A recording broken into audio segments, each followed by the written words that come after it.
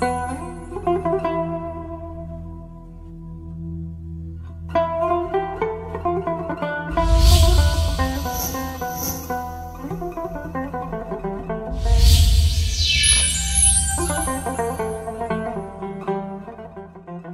billahi minasyaitonir rajim.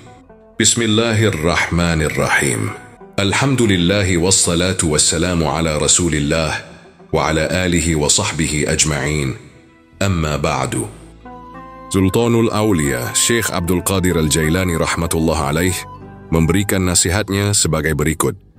Para wali itu biasa bersabar dalam menghadapi ujian. Mereka tidak gusar sebagaimana dirimu. Sesungguhnya bala itu berbeda-beda. Ada yang mengenai badan, ada pula yang mengenai hati. Ada yang berkaitan dengan manusia, ada pula yang berkaitan dengan Allah Subhanahu wa Ta'ala. Sesungguhnya tidak ada kebaikan pada diri seseorang yang belum pernah mengalami sakit.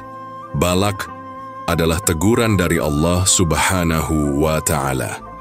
Cita-cita seorang abid yang zahid adalah kemuliaan di dunia dan surga di akhirat, sedangkan cita-cita seorang arif adalah kekalnya iman dalam dirinya di dunia dan selamat dari api neraka. Itulah yang menjadi keinginannya, sehingga dikatakan kepada hatinya, apakah ini diamlah, tetaplah engkau beriman. Bahkan darimu orang-orang beriman akan mengambil cahaya bagi iman mereka.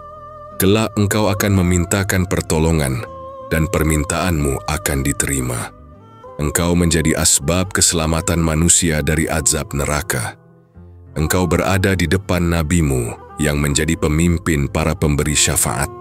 Semua ini merupakan stempel keimanan, ma'rifat, keselamatan di kemudian hari, dan berjalan bersama para nabi, rasul, dan para syiddiq yang menjadi orang-orang khawash. Para wali adalah orang yang mengetahui makna dari firman Allah Subhanahu wa Ta'ala. Dia melakukan apa yang dia kehendaki. Quran Surat Al-Baqarah ayat 253. Dia tidak ditanya tentang apa yang dia perbuat, sedangkan mereka akan ditanya. Quran Surat Al-Anbiya ayat 23. Wa ma tasha'una illa ayyasha Allahu Rabbul Alamin. Dan kamu tidak menghendaki atau menempuh jalan itu, kecuali apa yang dikehendaki oleh Allah, Tuhan semesta alam. Quran Surat At-Takwir ayat 29. Mereka tahu bahwa Allah Subhanahu wa Ta'ala melakukan kehendaknya, bukan kehendak makhluk. Setiap hari, Allah Subhanahu wa Ta'ala mengurusi berbagai urusan. Dialah yang memajukan, dan dialah yang mengakhirkan. Dialah yang meninggikan, dan dialah yang merendahkan. Dialah yang memuliakan dan dialah yang menghinakan. Dialah yang membiarkan dan menolong, yang menghidupkan dan mematikan. Dialah yang membuat kaya dan fakir, yang memberi dan menahan. Tidak ada pernyataan bagi hati para wali, kecuali bersama Allah Subhanahu wa Ta'ala. Dia mengubah dan mengganti mereka, mendekatkan dan menjauhkan mereka, menyuruh mereka berdiri atau duduk, menghinakan dan memuliakan, memberi atau menahan. Keadaan mereka berubah-ubah, namun mereka tetap berada di atas kaki penghambaan dengan penuh adab dan tawadu. Ya Allah, berilah kami rezeki berupa adab yang baik kepadamu dan orang-orang khawashmu. Janganlah engkau uji kami dengan bergantung pada asbab. Teguhkanlah tauhid kami kepadamu dan tawakal kami ke atasmu. Kayakanlah kami denganmu, kembalikanlah hajat-hajat kami kepadamu.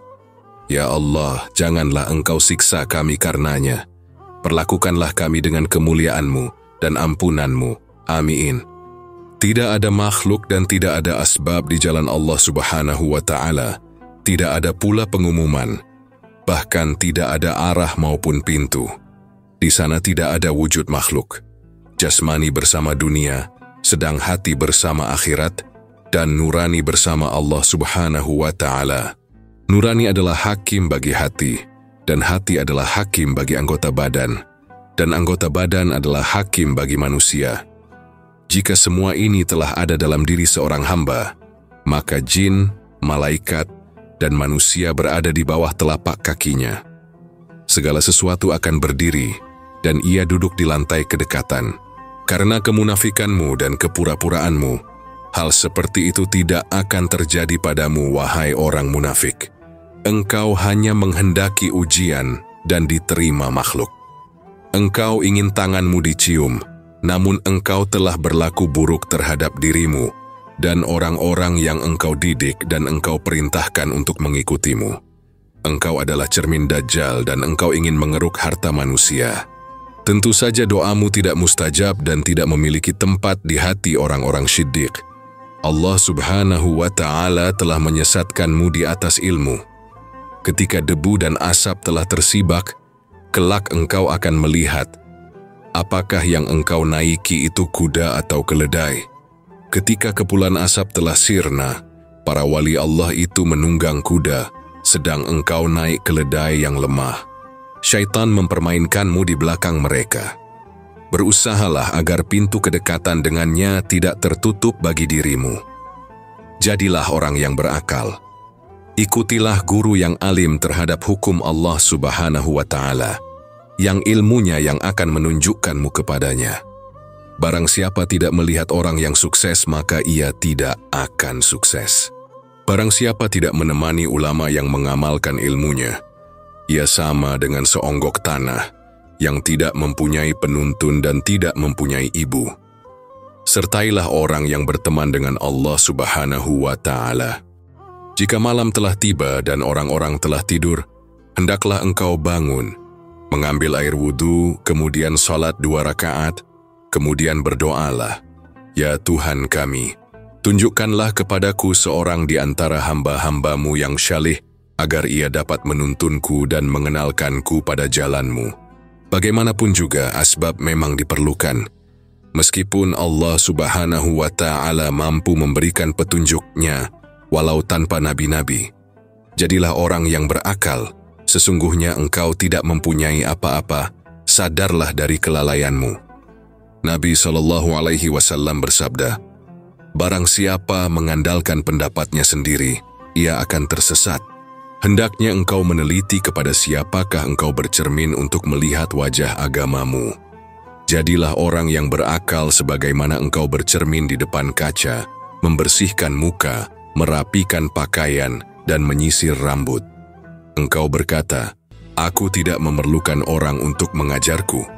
Padahal Nabi SAW telah bersabda, seorang mukmin adalah cermin bagi mukmin yang lain." Semoga video nasihat ini membawa kebaikan bagi kita semua. Mohon maaf atas segala kekurangan. Wassalamualaikum warahmatullahi wabarakatuh.